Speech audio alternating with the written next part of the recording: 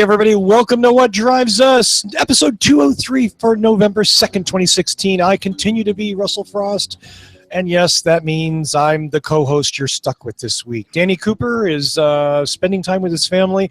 Tony Schaefer is undoubtedly having anxiety attacks, clutching his television set as a lifelong Chicago Cubs fan finally comes to grips with possibly winning, but probably not.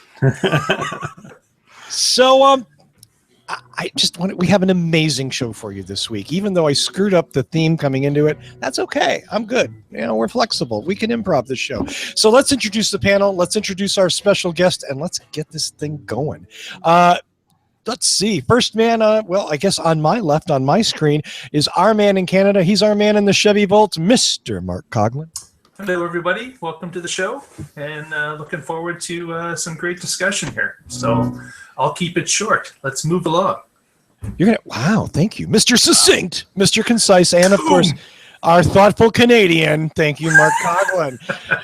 Our second most thoughtful person on the panel is our man in the Pacific Northwest. His name is always Patrick Connor. Hello from Oregon, where apparently you can take over federal buildings and be found not guilty. Good to know. Yeah. If you need maybe come like the weekend, just move in. Plan you're right. A family vacation, take over a federal facility, trash it. I actually have my next vacation planned. There you go. I'm just saying, Yeah.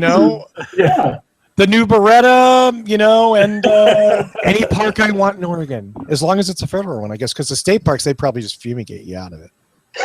I have no Probably, idea. Yeah. I had to go political. Let's introduce our next panelist. He is the man in the red Tesla shirt. His name must be Dr. Evan Fusco. Hey, everybody. Welcome to the show.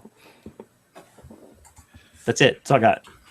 Okay, this is the guy who was bitching at me before the show about not getting enough plugs in, and that's it. Hey, everybody. That's all I got. He'll have plenty to say during the show, I'm sure. You're not leaving me time to help Chelsea, but that's okay. Speaking of Chelsea, she's the cute one on the end. You may recognize her from Revenge of the Electric Car, and God knows everything else. So let's just welcome her. She is, as always, Chelsea Sexton. Thank you very much for letting me crash your party one more time. You know what? You need to let Linda Weideman stop writing your scripts, okay? Can you please do that for me? But yeah, you know what? It is darn nice of us to have you because, it's been way too long. Yeah, well, and we're going to leave it right there. And the other person here who's been very quiet and who's is our special guest. He is one of the co-founders of Daily Kanban. He was an editor and an author at The Truth About Cars. You've seen his articles on Bloomberg and Forbes. And you know what? There's probably I know there's half a dozen more, and he's going to have to tell me what they were. But you've seen his articles all over the place. His name is Edward Niedermeyer. Edward, welcome to the show. Hey, thanks so much for having me. And actually, I don't write for Forbes. That's my Daily Kanban partner, Bertel Schmidt, who writes for them. You can find me at Bloomberg View, The Daily Beast. Quartz are the ones I contribute to most, other than, of course, Daily Kanban, my Twitter account, but also sometimes The Verge and a whole bunch of other places from time to time. So awesome. Well, thank you for that. I did mix up you and Bertel Schmidt, and I appreciate you straightening us out. So there's not a lot of mystery here. But I'm going to just get it out in the open anyway. The reason we want you on the show is because you are one of those rare animals, like the young lady next to you, and actually like some of us once in a while, you've said some kind of mean things about Tesla. And by mean, I mean you've actually had the balls to be critical of them. And opinion differs, whether or not you've been fair or unfair, and that's what we're going to get into. But there's a couple of things that I want to just get out right away at the beginning, because I think these are thematic and they kind of come up over and over again when someone mentions your name or mentions one of your articles. There was speculation, and I saw some stuff online that you wrote about Edward Niedermeyer shorting Tesla. That's why he's writing all this stuff. So as plain and simply and declaratively as you can, do you own any Tesla stock? Do you own any Tesla shorts? Do you have some financial interest in seeing Tesla crash and burn? No, I have zero financial interest in whether Tesla does well or does poorly. I actually don't even own any stock of any kind. All my money is in Portland real estate, the home that I own basically, and an old BMW. So no, so I don't play the market at all. I'm certainly don't short Tesla. I have no financial interest of any kind in Tesla or really any auto company or anything in that space. Okay, so you're, and I don't mean to make light of this, but I mean, you're not an evil supervillain manipulating the stock market for your financial benefit. You do these things for other reasons. There was another thing that, and I guess just to give you a chance to address it, that you just basically have a hard on for Tesla. You hate them. You brought the suspension thing that was quote unquote debunked to the forward, and maybe you pushed that too hard, maybe you didn't. I don't know. But what I guess I want to hear from you is, so tell me, why are you so hard on Tesla? Well, I guess there's two answers to that question. The first is that I'm hard on everything that I cover. I've been writing about the auto industry since 2008. And when I first started writing for The Truth About Cars, we really focused on GM and Chrysler and Ford, the Detroit automakers. That was the brand that I sort of came into this sort of business of writing about cars with. And so that's always, I've just always taken that critical position. I think that, it's been really a career move of sorts because, the vast majority of the media, the auto media are very safe and comfortable. I don't want to insult any of my friends. I have friends who are great auto writers, but there's a lot of the media it just plays the access game, essentially. Be nice, be friendly, get access to the events and the junkets and all that. And so, since I got started in this, I've always just made a point of focusing on the stories that people aren't covering and looking sort of more critically at these companies and what they're doing. So that's like my general thing. Now, as for Tesla itself, that's really simple. I mean, Tesla is the most fascinating story in the world of cars, period. Like, there's just no more interesting story right now. And so that's why I focus on them. All good reasons. Did I hear you're a professional hater? Is that your job? Yeah, I It's mean, just a matter of who? we used to call them what's the word I'm looking for? Not critic. what? Critic. No, it wasn't a setup for a straight line, but I mean, there are people who are professional skeptics. That's not a dishonorable profession, in my opinion. Yeah, well, and again, I just to explain. Yeah, I mean, if I were looking out at the auto media landscape and seeing a lot of good critical coverage of whether it's Tesla or GM or any other automaker, I might have chosen a different path in my career. Like, I just haven't seen that, and so I'm going where I see a need in the marketplace, and to the extent that I've been able to build a career around that, it's I'm gonna keep doing it. So in due respect, the reason I'm here tonight and not watching the baseball game is that I think it keys on what you just said there is good critical articles, and the key word being good. And I think the problem that I really have with most of your articles is the lack of really attention to detail and some really cheap shots at some of the points and lack of really bothering to fact check some of the things that you say to support your arguments. And I'm all for being critical. I've been very critical of several things about Tesla over the years as well, but I think you have to couch it in proper terms and make sure that you've kind of dotted your I's and crossed your T's and not just kind of wandered into that world of pure opinion for the sake of being negative without really, standing things up. And, I'm not sure how Russ wants to approach the show tonight. I kind of went through your article essentially line by line,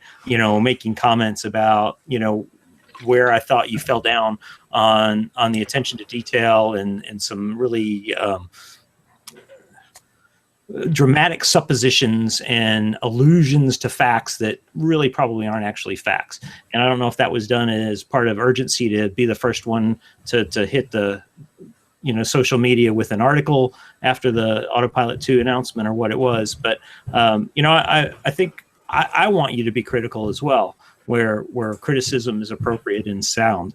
But I feel like this article and several others that you've done, just looking through your bio even there on Bloomberg, I mean, show me something that sounds positive about Tesla. It's just not really there.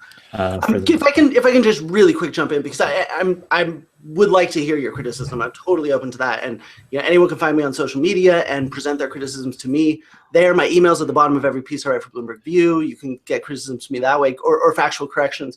I'm always open to that. So I want to hear that. Actually, I lost my train of thought. I'm sorry. Go ahead. Well, I did. Let me add something. So, like, for instance, we're talking about the article at Bloomberg, right? The hype machine article. Right. Okay. Something that I talked to Ed about before the show is I'm like, and he noticed that when I sent the news that, you guys all know that I retitle all the articles because I'm a smartass. And he's like, I didn't write that headline. And I'm like, most writers don't. Their editors write the headlines. Not necessarily. So if you see a headline that gets you pissed off, you go into the article with an attitude. It's not necessarily his fault. Right. Can I assume that you also? Let's call it what it is. Half the people don't read the article after the headline. That's true. Did you pick the photo, Ed? No. No. I mean, it.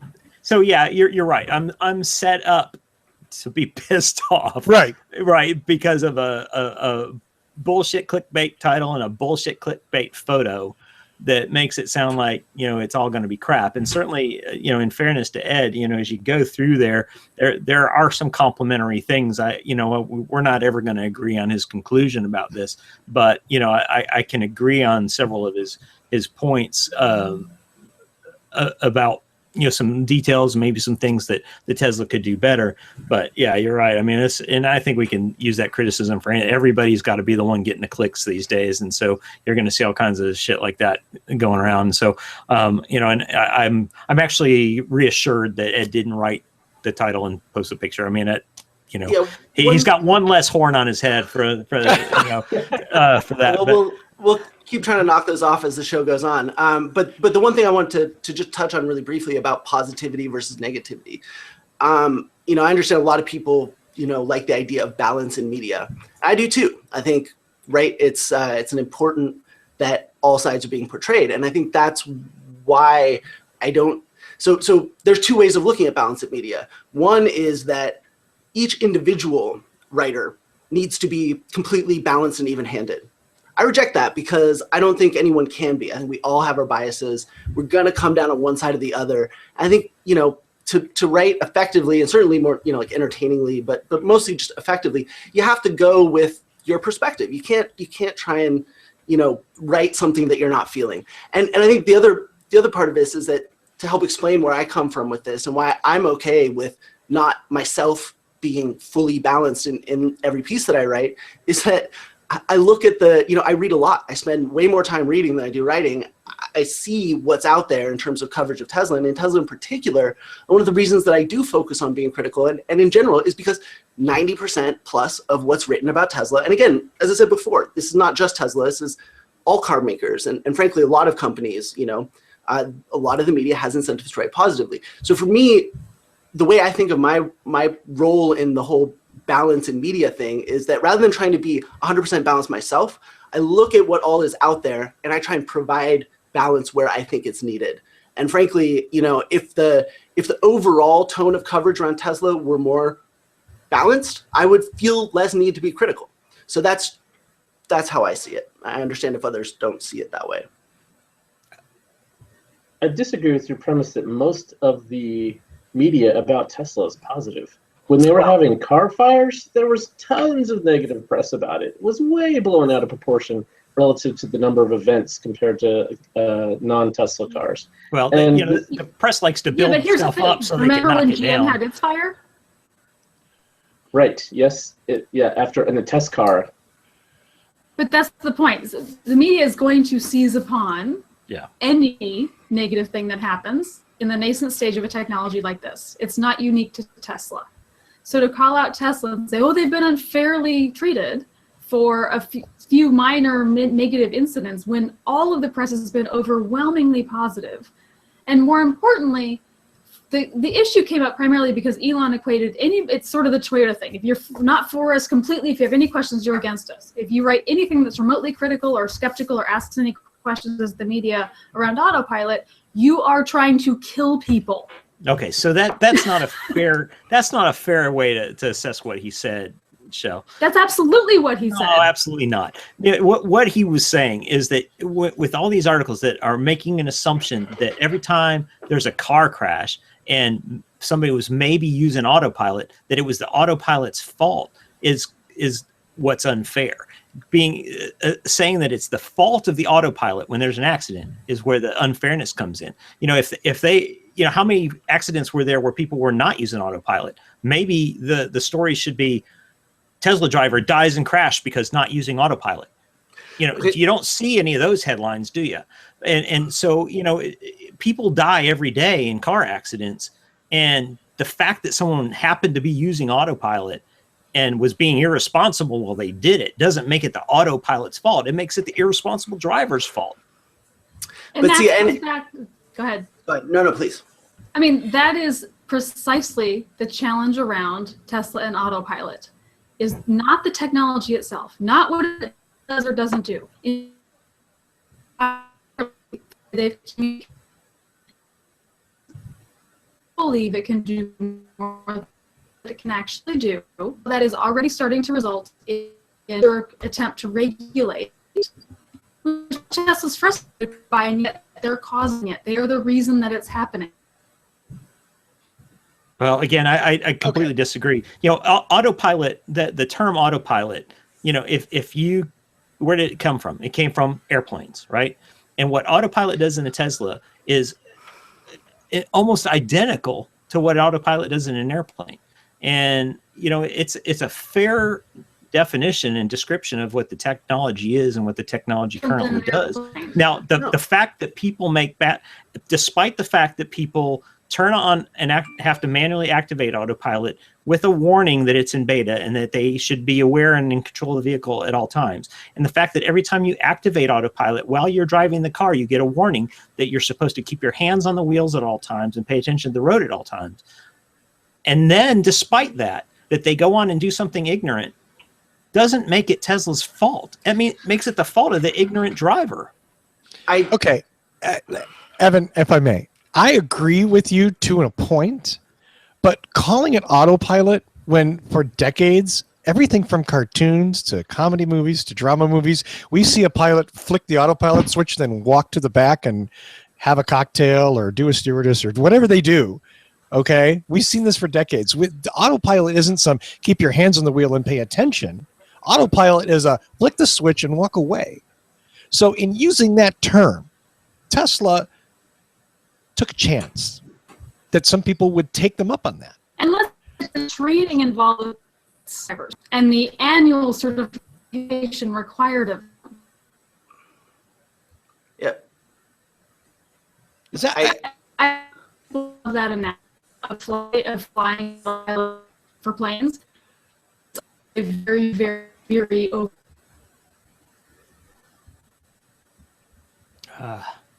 I'm sorry. Elsie, I'm sorry, you're breaking up really bad. We're having trouble hearing your audio. So I think her basic premise was that pilots have to have renewed training. There's a lot more to flying a plane than just operating autopilot. So I don't think that's really a very valid argument. Certainly, it's one component of things, but the flicking the switch and using autopilot, I'm pretty sure is not even part of the annual renewal of training for pilots. There's way more important things. I'm not talking about the reality of the details of the actual thing. What I'm talking about is the way that millions, hundreds of millions of Americans know what autopilot is. And the only way they know what it is they see it in things. But again, you're blaming Tesla for the country's false assumption. I'm blaming Tesla for using a word that maybe didn't describe accurately a feature they've used to market their product. It does describe it accurately, but the problem is people's assumption about what it is are wrong. And that's not Tesla's fault. That's people making false assumptions. Here's the thing. Okay, so first of all, not only do pilots need a lot more training than drivers, right? And like you need to have a physical every 6 months if you're going to be a pilot, right? So there's a lot more in-depth licensing. There's also a thing called air traffic controllers, right? Let's think about where does autopilot run into trouble? It's not just navigating the roads; it's dealing with traffic. Well, there are air traffic controllers to help airplanes deal with this. Besides which, the context is just totally different. You're talking about roads versus this wide open airspace. I'm sorry, like, I understand, why people want to say, oh, it's autopilot, it's just like a plane, this should be easy for everyone to understand. But it's just not true. The two situations just aren't very, very comparable. Driving a car and flying an airplane are just fundamentally different. And to say that a system that in an airplane translates directly to something you're using on the road, it just doesn't. And I think the important thing here is that there's more to this than just the name. And I think if you look at what the German government did, the KBA, when they sent out these letters to Tesla owners about autopilot, what's really important about that is that they weren't saying that Tesla didn't include a disclaimer. They did. Like, nobody can deny that they include that disclaimer. The problem is that perceptions aren't based on disclaimers. They're based on the totality of information that they receive. And I think if you look at how Tesla has communicated this, and here's the other thing, is that this whole issue right now, basically since the Josh Brown, crash, everybody, and not everybody, there's still actually debate and discussion about this on Tesla forums, but the consensus among Tesla fans now is, oh, this is so obvious. Of course you're supposed to have the hand on the wheel. Of course it's just a driver assist, right? But this is revisionist history. This wasn't always the perception, even among the best informed Tesla fans. If you look at the conversation, the media coverage and the conversations that happened when 7.0 was pushed to cars and auto steer first became available, I mean, it was a very different conversation than what we're having now. Yes, there were times at which Tesla said, by the way, this is just a driver's assist system or whatever, but they also clearly fueled this perception that it's either autonomous or it's close to autonomous, or it will, over the course of updates, become autonomous. That's how the media, in many cases, covered it and portrayed it, showing the hands off the wheel and all this other stuff. So to me, and the point about, oh, the media is killing people, again, it's easy to say that now that someone has died, potentially 2 people have died, and the coverage is turning negative. Why wasn't that said when it was first came out? Why wasn't that message? This is just an assist system. This is not an autonomous car. This is not self-driving. This is an assist system. And if you aren't comfortable being fully engaged as a driver, this system won't change that. If that message had been completely clear, and again, also as someone who Tesla has very directly corrected, there's this pattern where they're very happy to correct anything in the most in your face way possible if it reflects poorly on them. If, however, media outlets are going around saying, oh, it's a self-driving car, and oh, my hands are off the wheel, is Tesla going around writing blog posts saying, like, this is irresponsible, you shouldn't be covering our products that way, and it's incorrect what you're telling people about our product? No. They wait until bad things happen, and then they complain about the media. And it's just I don't know. I mean, I think there is definitely a broad history of a double standard here, where Tesla has developed a rather antagonistic relationship with media in general. And this is a long-standing complaint, regardless of who's writing the article or what they're trying to write or however to be. And Tesla positive press feels they should never, ever. So they want all of the fascination that they Tesla on the headline. But that also means that, in part because it's new technology and in part because it's Tesla, people are going to be equally fascinated, and media will be equally fascinated with any hint of anything going wrong. At the same time, because they are this leading company, they have such an opportunity to help lead this conversation around how things like autopilot and advanced driver systems should be rolled out, how they should be regulated or not, and when, as other automakers are a little bit trying to do also. But instead of joining that conversation and helping to lead it because they have the following that they have, it's this defensive, how dare you question us in any way, and we should not have to explain, you should just trust us. Which is fine, and I get it, and it works with the fans, and it riles the fans up. I mean, the communication strategy for Tesla is Elon, which I get, and they get away with it.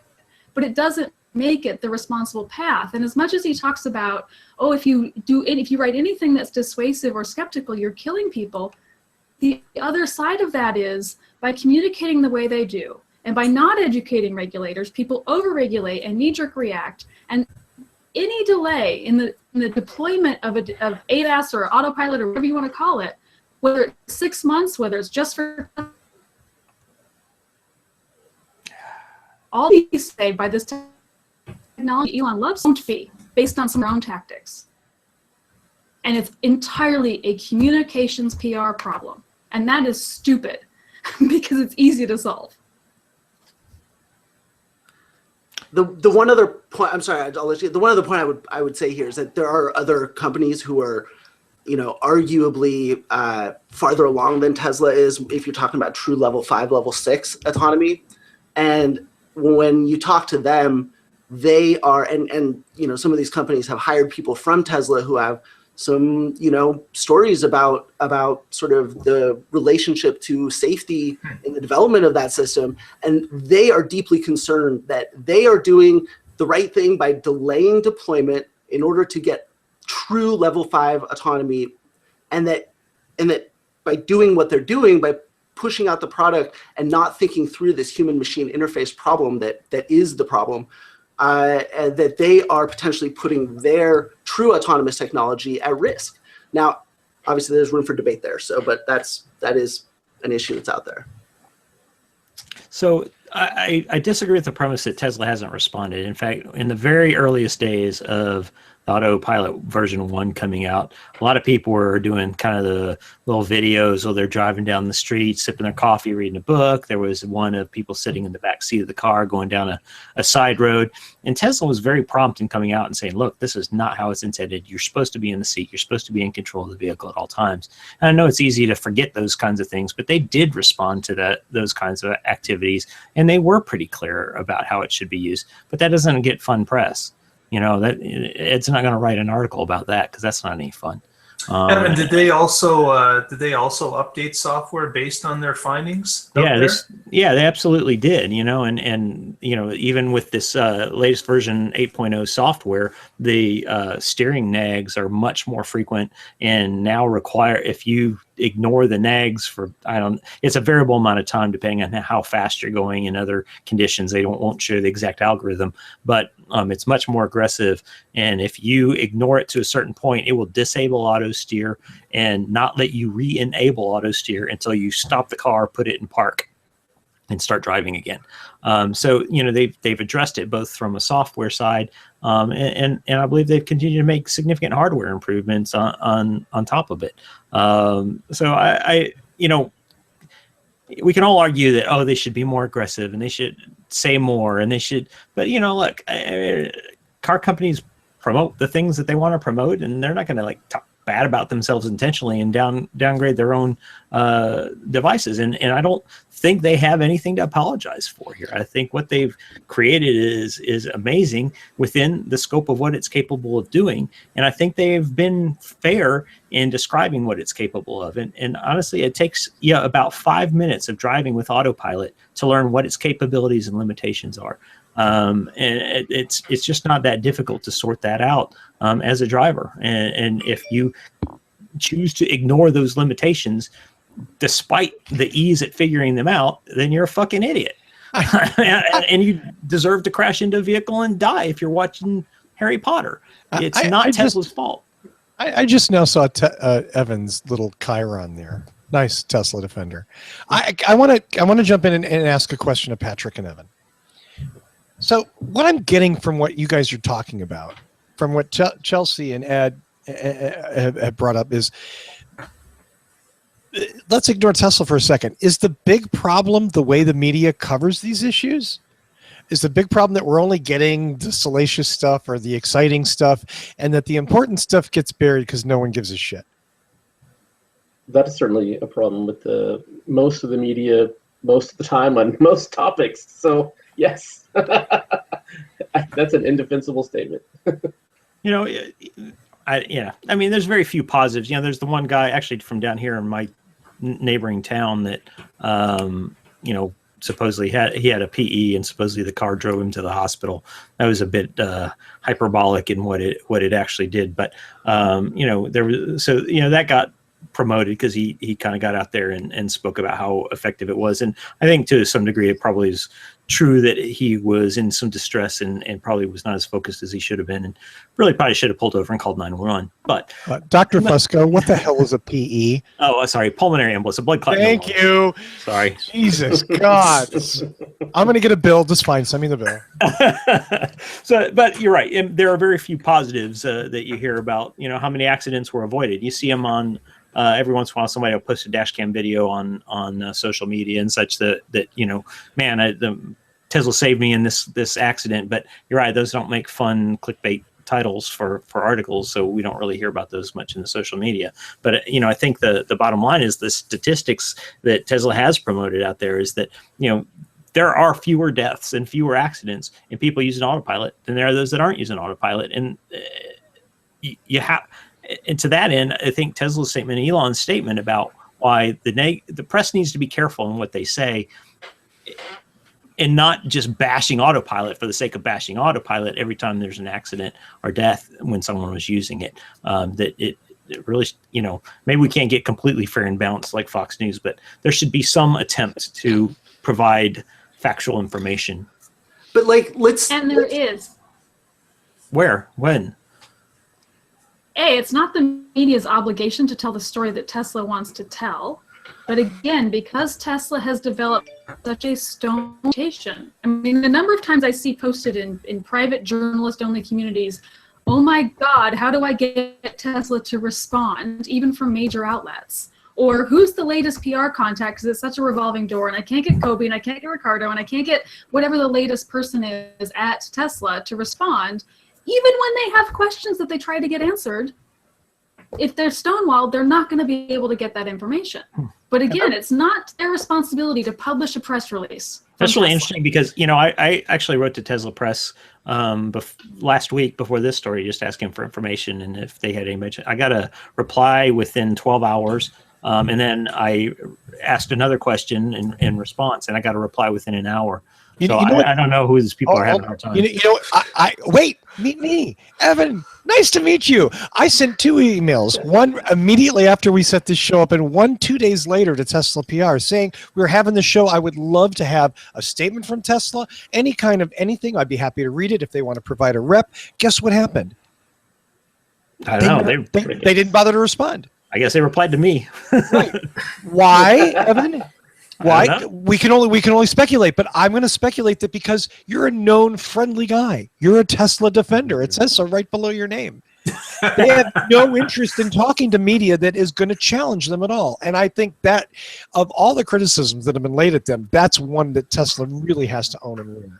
Well, Tesla has played the game very well. Good for them. Cheers. But I don't have to respect them because they don't respond to the vast majority of things. And they only respond when they think they're going to get a polish. And let's be clear too that the media is held to a certain standard, and they should be, and that's good. That's right. But it's not like Tesla's communications on this have been fair and balanced in even the slightest. I mean, I've written several pieces about Elon Musk's statements about sort of statistical proof of the safety of autopilot, and I'm sorry, it's bullshit. It's bullshit. I'm not even a statistician, and I can show you in pretty clear terms, although I did actually work on one piece with a statistician, and it's bullshit. I mean, he basically admitted, which was obvious, that there isn't even enough data to really draw any statistical conclusions. Not that stops him from making them and couching them in totally uncertain terms. I am totally certain terms. But even so, his comparisons are totally inapt because, comparing cars that are $100,000 and no more than 4 years old to the general population, which costs $35,000 and are 11 years old on average, it's just not a fair comparison, right? So he's playing games with statistics. And beyond that, another thing that I've written a piece about is that they control their data in ways that no other automaker does. And if they wanted to have, a third party audit to go through this data and really get some solid, independent conclusions drawn out of it, they could, but they don't. They do not offer a tool that allows data generated by their cars to be read, which if you have something that complies with the regulations for event data recorders, you are legally required to. So they're recording the same data that EDRs do, but they're not complying with the regulation that says you have to make a third-party tool available so that people, and that data belongs to the owner of the car, not to the company, and they make people sign that right away when you buy the car. So they're doing a lot of things. They're setting up a situation in which it's impossible to really, for any of us, to really understand exactly what the situation is. And so that's, for me, that's why I'm open to corrections. It's like, I know that I don't know everything because I know enough about the situation they've created to know that none of us do, and no one can. But I also look at what they're saying about the data, and frankly, it's so obviously skewed and trying to create a perception, and there's zero accountability for any of it. I can't just take their word for it either. So it's like we have to come up with, we have to move towards the truth somehow. And frankly, the greatest barrier to the truth is not media outlets or individuals, writing, critical or unfair things. It's that Tesla has created a situation in which it has as little accountability as it possibly could, and in doing so, it actually goes against the spirit of the regulation around the kinds of data recording tools that they have in their cars. Fair enough. And because you're such a Tesla troll, I'll point out that John Volker and Green Car Reports also did a recent article that really looked at a lot of that statistical data around on autopilot and lives saved and those sorts of things. I mean, there's, I think, not really any question that these technologies will save lives, and that's part of the frustration.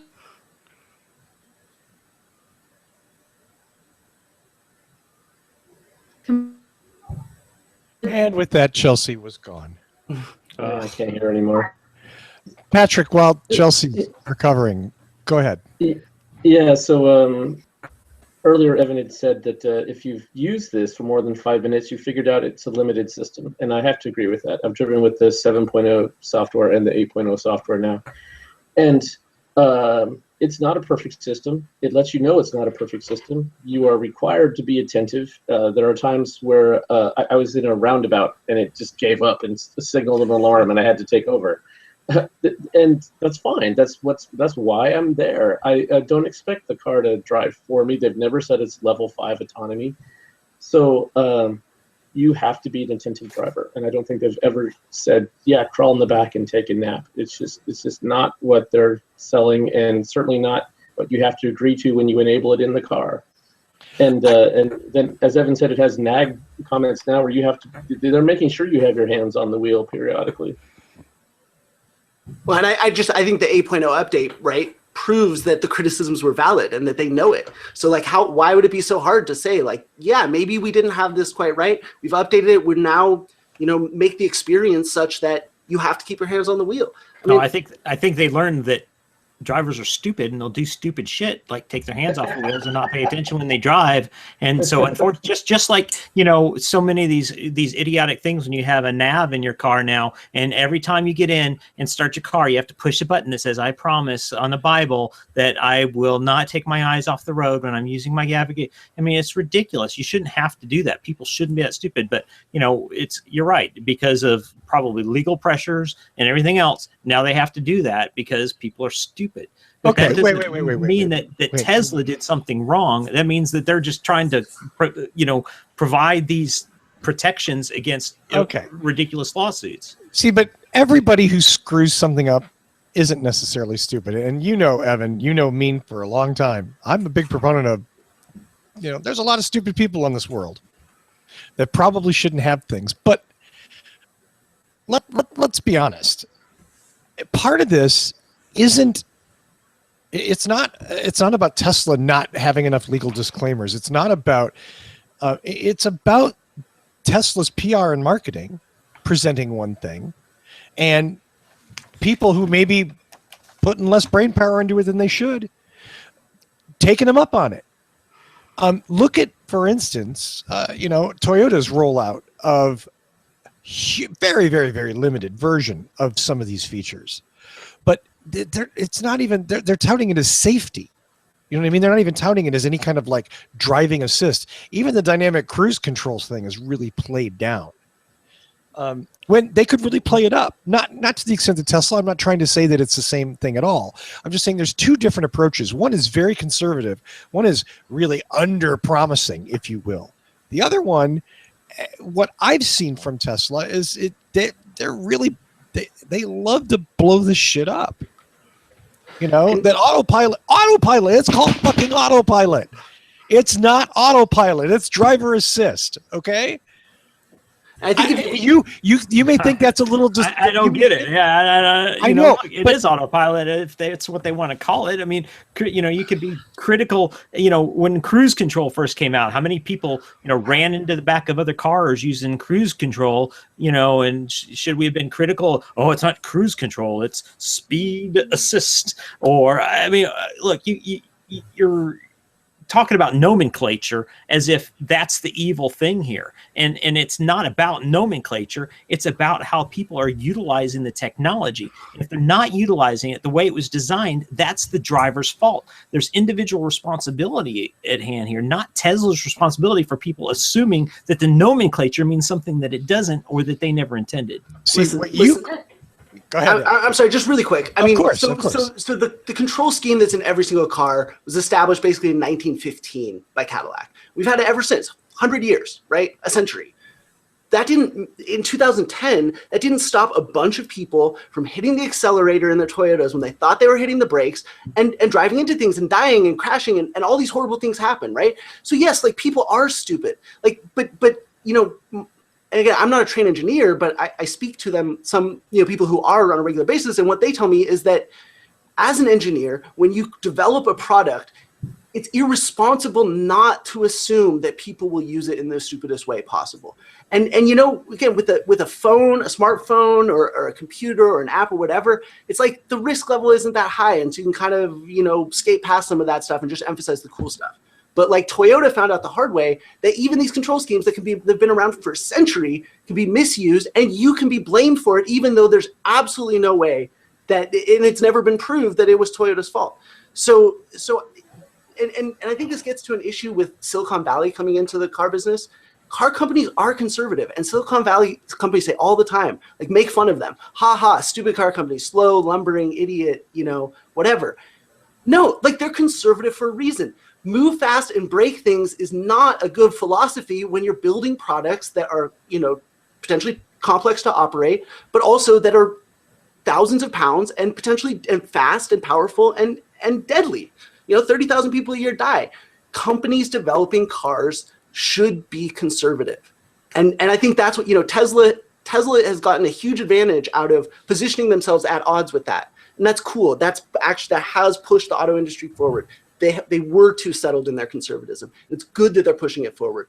But if they go over the line, and they may have already, and they're going to set back, not just themselves as a company, but really I think Silicon Valley's whole opportunity to continue to push the car industry forward, which I think is a huge opportunity and a good thing. I would hate to see that get ruined because Tesla was too aggressive. I think that's an excellent point. I think that Tesla has come from a different background. These other automakers, as you mentioned, have come from experience. They've experienced some of these things in other pieces of their cars over the last century. And Tesla has ran when maybe they should have walked a few times. But certainly it has also it's given them that media spotlight. It's given them some of that story, that pizzazz, and it's pushed them and the auto industry to go faster. But there is a point where you can go too fast, trip, and fall on your face. So it depends. It depends on what you're chasing at the time. Maybe some discretion has to be used at certain points, and they're kind of feeling it out. They don't know. They've come from different experience. Patrick? I am glad that Tesla's moving quick. I'm glad they're being innovative. The industry needed this. And it's only because of that so much else is happening. We've even heard things like GM say that they wouldn't have done the Volt, Mark's favorite car, if Tesla wasn't there and doing their Roadster way back in 2008 or 9. So I'm glad Tesla's innovative and moving forward, and that they're not a nanny state kind of vehicle. They don't disable the web browser just because you are moving. It They depends on what actually country assume you're in, but Okay, right, yeah. Well, so they assume the drivers are smart, responsible people, and that if you say that's a problem, I think the problem's on the other side of the steering wheel. Totally agree. I mean, I mean, in an ideal world, this is true. Yeah, I wish we didn't have the litigious society that we have too, in a lot of ways that have nothing to do with cars. Go ahead, Chelsea. Yeah, I agree. In an ideal world, you're absolutely right. Driver responsibility all day long. But would we be having this conversation? Would we be this pissed off if the exact same thing was happening to Nissan or GM or Volkswagen, setting aside diesel, any other car company? I mean, there's such a double standard issue here where if it's Tesla, oh my God, they should be handled with kid gloves and protected because they're trying to do the right thing and they're trying to do EVs. I get that. There's no bigger EV fan on the planet than I am, and that's part of the frustration because I want to see them succeed, and yet I watch the self-inflicted wounds. And they do it. Every other car company does it. I took Nissan apart today for exactly the same kind of fundamental problem of communication issues around what would otherwise be a decent technology if they just called it what it was. So this is not unique to Tesla, but it is only Tesla that seems to expect both itself as a company and its fans to get a pass on this sort of thing that they would never, ever allow anybody else who is also trying hard to do the right thing. And as a result, because of the fascination with this one company, it has an outsized effect on the rest of the industry and the regulators and the public and the media, which is awesome when it does good things that it wants and it gets the good press from it, but it's not willing to take the same responsibility around communicating on stuff like this. I think just most of the rest of the car industry has been cowed by the lawsuits and by the press and everything over time. And yeah, look, I certainly won't argue that Tesla could do a lot better with their communication and maybe some balance in their marketing. But, I have a terrible time accepting that because some people think they're taking too aggressive approach that somehow makes it wrong because it's more aggressive than the rest of the industry. I'm just not buying in this. I think what they're doing is amazing. I think it does everything they say, and I don't think they've exaggerated what it's capable of. The fact that people are assuming things that aren't accurate is the problem, and to blame Tesla is not the right way to approach this. Okay, so we can have the nomenclature versus marketing discussion all night long. But I want to bring up one specific news article just to kind of see where everybody falls on this. And I don't know if you guys have all had the chance to read it, but this was reported in Extreme Tech on October 21st. It was a note that on the Tesla Model S, that there is a provision, and I'm going to read this from the article. It says, quote, "Please note that also using a self-driving Tesla for car sharing and ride hailing for friends and family is fine, but doing so for revenue purposes will only be permissible on the Tesla network, details of which will be released last year." So what this comes down to, from my point of view, is that if you buy a Tesla, you're agreeing to the terms of use that Tesla sets. And if they say you can't do this with your car, we haven't obviously battled this out in court yet, and that's probably where it'll end up. But this is their assertion, is that they have the right to tell you what you can do with your car. Is that? I just want to go through the panel. Mark, is that the read you get, and do you think that's reasonable? That's the exact read I get, and I would say if it's your car, it's your rules. Patrick? It's funny that we just talked about how Tesla's racing too far, too fast. And here they're saying, when we roll out this full autonomy feature, we're going to have some restrictions on it. And now you're like, oh my God, I can't believe they restricted it. Two totally different uses, but yes, I am. I mean, and I don't think it's hypocritical to say in one sense this is bad and in one sense this is good. Right. So, and I think the question is, we don't know what is. Hold on a second, Evan. I'm sorry, Patrick. So, do you think this is a good? This is reasonable for a car maker to say you can't use our product this way? Absolutely not. So these post-sale restrictions have not held up in court. They've been impossible to enforce. There are people that are going to want to do things with their property, whatever it is they own, once they own it, and they're going to find ways to do it. And it's very unlikely that Tesla is going to sue their customers to stop them from using this feature if they want to be an Uber driver or whatever. So we don't know anything about it yet. We won't even see that level 5 stuff until 2018, at which point we'll know a whole lot more about it. So this is kind of a non-story at this point as far as I'm concerned. Evan. Yeah, I mean, I don't know what that even means. Will only be permissible on the Tesla network. And I don't know what that means. I mean, does that mean their own, Uber? It clearly means you can't use your vehicle for Uber or Lyft in autonomous mode. In autonomous mode, right? But what is the Tesla network? That's something new that they're putting out. That they're rolling out. But it doesn't matter. What they're saying is Tesla, as the manufacturer, gets to tell you how to use this product. So, Evan, they've talked about how you can drive to work, then you can get out of your car and pull out your phone and hit a button that says, I want my car to now go join the Tesla network and autonomously drive around and shuttle people, and I need it back here at 4:30 or whatever time you set so that it can take me home. So you can let it go and do its thing and make money for you while you're at work. That's the Tesla network. Right. So let me first say, I completely agree with everybody that restricting what you do with your car after the sale is verboten to, I mean, it won't hold up in any way, shape, or form. But I'm still a bit, I think the only asterisk I put on this is that, I'm wondering if that means that there are like specific regions of where the full autonomy would be safest and most enabled or something, that and what they're trying to do is restrict use outside of those specific areas, such that the Tesla network would be confined to those areas where full autonomy is known to be safe and capable, whereas Uber would be putting you into some other questionable zone, and that in that regard is safety. That's complete. I have no idea if that's accurate at all or not. I'm just wondering about that sort of thing. Because like in Nixa, Missouri, I'm pretty sure full autonomy is not going to be possible, at least for a long time. There's just too much weirdness around here. But I don't know. But I completely agree. You can't restrict what people do with their car after the sale. Ed.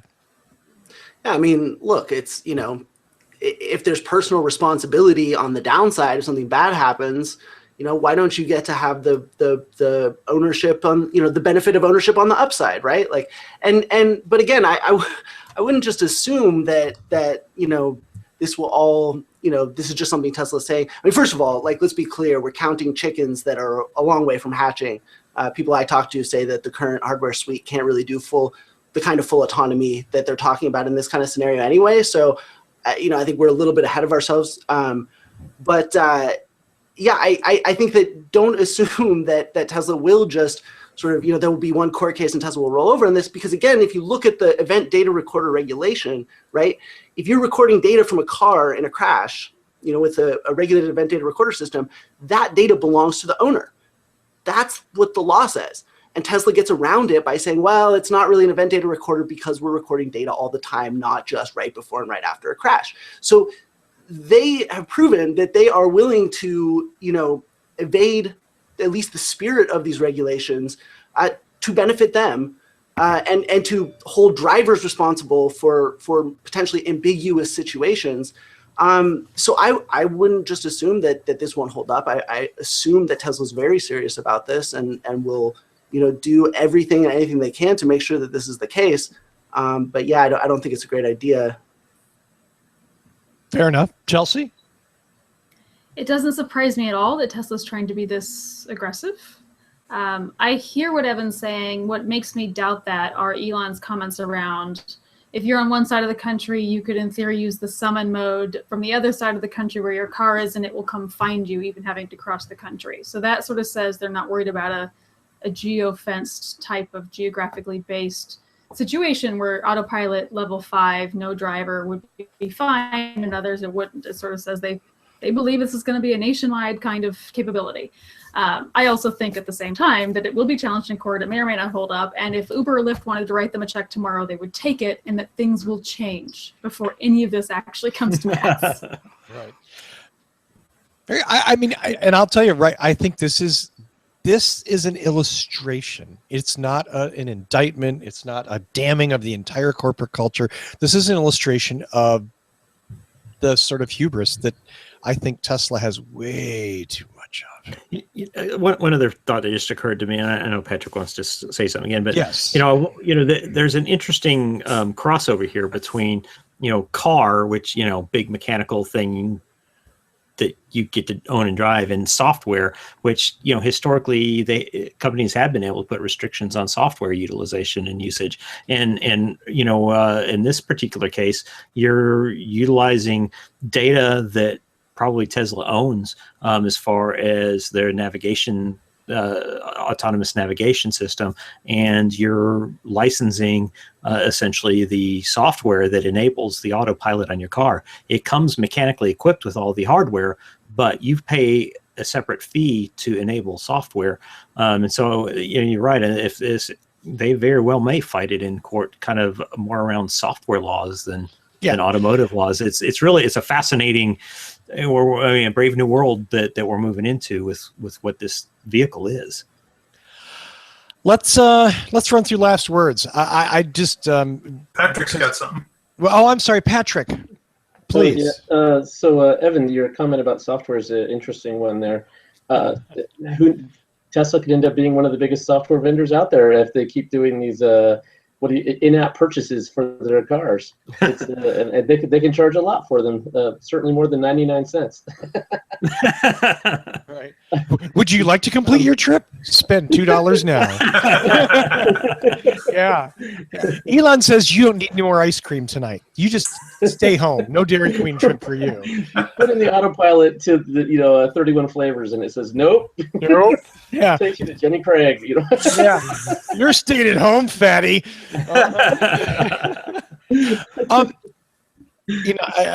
So the comment I wanted to make, Chelsea, the statement that you made about coast to coast drive and dropping you off, that's more of a vision, a long-term vision, and I hope that doesn't get confused with if somebody buys it next year, they're just going to assume it can do that. That's the game of having a grand vision, having plans, and having that confused by people that think that, oh, that's what I'm going to get as soon as I get this thing that has 8 cameras, I can do that. And I'm sure that there's going to be levels as it goes along where it can do that in certain areas. It can do that on freeways. It can do that from the freeway to the superchargers and back, but not in residential areas. So we have to go through all those stages, and we have years to do that. So it'll be interesting to see what happens. I hear you, and that would be the logical, responsible deployment.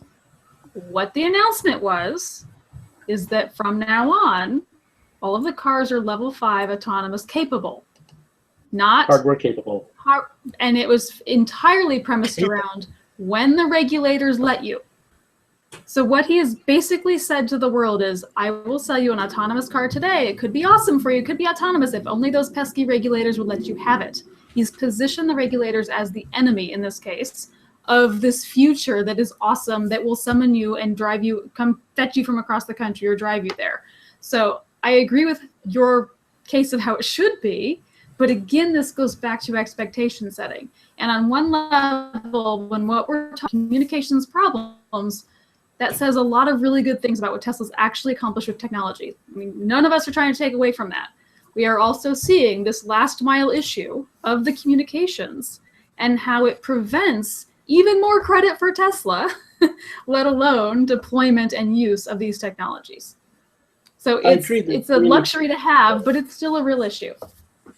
But I disagree with that they're saying, oh, only the regulators are stopping you. In fact, the comment that I heard was that when this new hardware rolls out, autopilot will perform worse than hardware 1 for several months until they get the software better. And then several months is very different than several years. Well, that was several months still to get equal to the hardware 1. It's not fair to couch it in terms that they've said it's only the regulators. They have been very straightforward that there's still software development to go, but they felt like that the hardware level was going to allow that level 5. and they're still collecting data. And Tesla's been clear on this. It's not fair to couch it in terms that they claim it's only think you regulators. overestimate the clarity in those statements. It's not just the regulators that's the problem, it's the media too. Let's not forget. Yeah. We established that. It is all your fault, Ed. You just stop killing people, Ed. I was gonna say, you get a taste for blood, and Blood. Ed the Slayer. Yes, you change your tagline Hey, there. let's run through the panel and then say goodnight. Mark, any last thoughts? Any last you want to hurl an insult at Ed or Chelsea? Or No, it's all right. But what I Evan? will say is I did hear, during the course of the last month that Tesla has claimed that with this new hardware that they're installing in the cars, that they expect to make a coast-to-coast run fully autonomous. And I'm sure they're going to pump it through the media as another one of these wonderful things that they're racing it forward on. So I think that I think they're going to continue in this way. This is something that their PR department wants, and it's people like us. We're watching it and taking it all in. It's interesting, and the next year is going to be even more interesting, I believe. Very. Patrick? I'm excited. There's a lot of cool stuff happening, and it's great to see some change and advancement. And there'll be some hype around the coast-to-coast thing. But anytime you have new advancements, there's always people. When we cured smallpox, there were people saying, "Oh, you can't do that. That's not the way God intended it." So down with the flat earthers. Yeah. Jeez, I was fighting anti-vaxxers today. Please, Dr. Fusco. Well, I'm disappointed I didn't get to do my line-by-line rebuttal of the article, but email it to me. And also that Ed apparently I'll put it on my seems to blog be- for you. Please. it seems to be human, and that really pisses me off. So I The sweetest thing anyone said about me in a long time. Wow. don't know. So I but, didn't realize we'd actually built a bridge tonight. So it's a good show. Yeah, we need to do these more often, probably. And I do appreciate Ed coming on. It's you knew you were going to get shit hurled at you, and you wore it well. So anyway, thank you for coming on. And Cubs still lead 5-3. I think after 5. So 5-3. I thought it was 9-3. Tony is ecstatic, I'm sure. Yeah. I'm trying not to pay any attention. Ed, your turn, sir. Well, I mean, I just want to thank you guys for having me on. It's been really fun. And I think if there's one thing that I just kind of want to leave everyone with, it's that, I am human, and I'm totally open to talking to anybody about any of this stuff. And really the most important thing is this is all really complicated. Like none of us have all the answers, myself least of all. And so, when you write opinion pieces, you kind of have to have, try and write it in an authoritative tone. And I get it that sometimes that comes across, right? Like I'm, a certain way, let's just put it that way. And the reality is that, I'm on Twitter. You can find me at Niedermeyer. And my email is at the bottom of all my Bloomberg View posts. And I'm just not hard to find. And if you have criticisms or questions or issues or anything like that, I'm always open to that. I love talking to people about this stuff because it is complicated. And the only way we're going to find the best way through all this stuff is if we have these kinds of conversations where it's not just everyone agreeing with each other, but where we're having these like respectful disagreements to kind of find out what the issues are, what the potential solutions are, and how we move forward. So I want to be part of that process. So, don't hesitate to, tweet at me or anything else. If you just call me a hater, I've heard it a bunch, and if that's all you got, I'm going to mute you. But, if you want to talk the actual substance, I love doing it. It's my favorite thing. So thanks for having me on and giving me this opportunity to do that with you guys. Stop being human. Just be a jerk. The first thing I said was he's a hater. Now I guess he has to mute me. Sorry. Damn. Chelsea, any final thoughts? You want to insult Evan? Please insult Evan. I do not. I'll send you I a do dollar. not. come on, Chels. Please. No, I agree with Ed and Evan both. I mean, I thank you guys for having this conversation. I thank Ed for coming on. I know Evan thought I was full of shit when I suggested maybe we let Ed come on and speak for himself. All right, that's a 1 point I'll agree with you on tonight. Yes. Well done. More of this needs to be had. And It does. you know, we're all a bunch of smart people, and even we don't interpret everything that's been said by Tesla the same way. And so it sort of underscores the overall issue with assuming that all drivers or all owners are going to understand everything the same way. And I think the more we can get away from assuming, if you're skeptical, if you have questions, if you don't understand, you are flat Earth, the more we're going to be able to collectively move these things forward. And that's kind of what we all want. Advocates or journalists or otherwise, we all think this is all really pretty cool. Yeah. And we'd like to see it do well. So just to suggest that any skepticism or questions amounts to trying to keep it down is unfair. But Right. it tends to be the popular opinion. I think I'll end on this. The one thing that all six of us have in common is we love this stuff. We love talking about it. We love arguing about it. And all of us want to see companies like Tesla succeed. We want to see EV technology succeed. We want to see safer cars succeed. I think all of us, whoever's making it. So with that, Chelsea, we'll start in reverse order. We'll give you again. Anything you want to plug? Just you guys. What drives us? Thanks for letting me be on.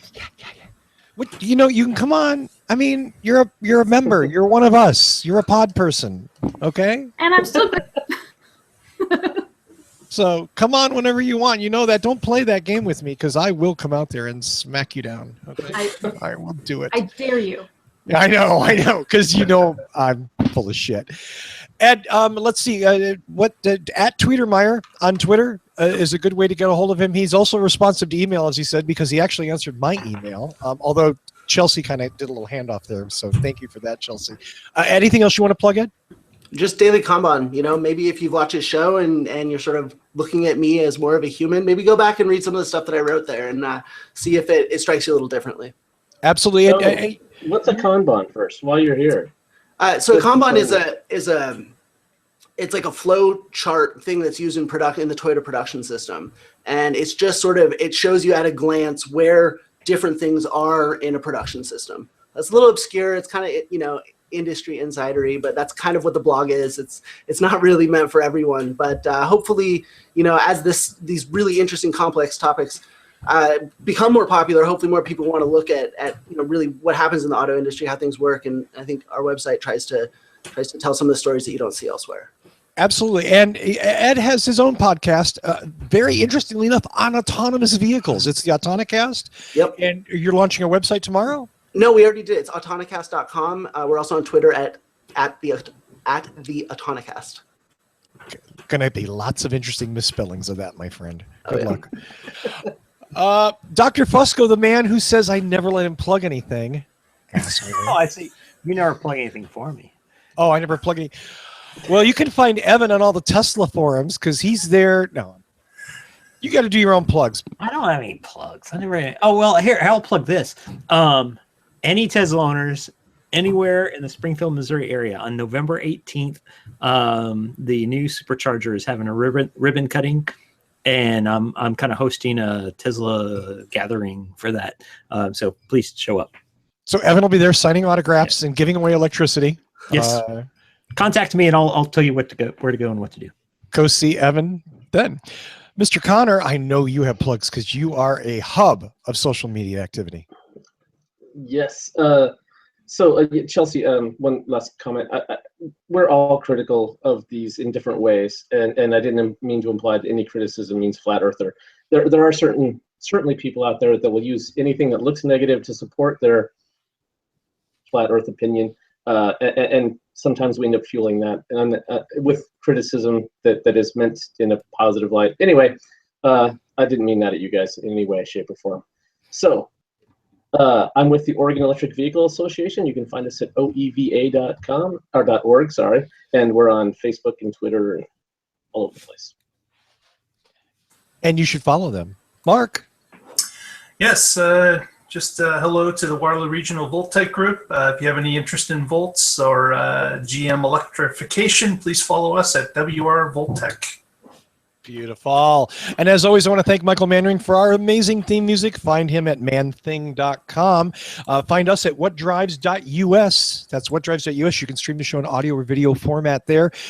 All 203 shows, including this one. And we welcome your comments on Facebook, facebook.com/whatdrivesus. Come on and say, were we fair to Ed? Were we mean? Was Ed mean? Was Chelsea mean? Was I not mean enough? Do I need to clean this crap up behind me?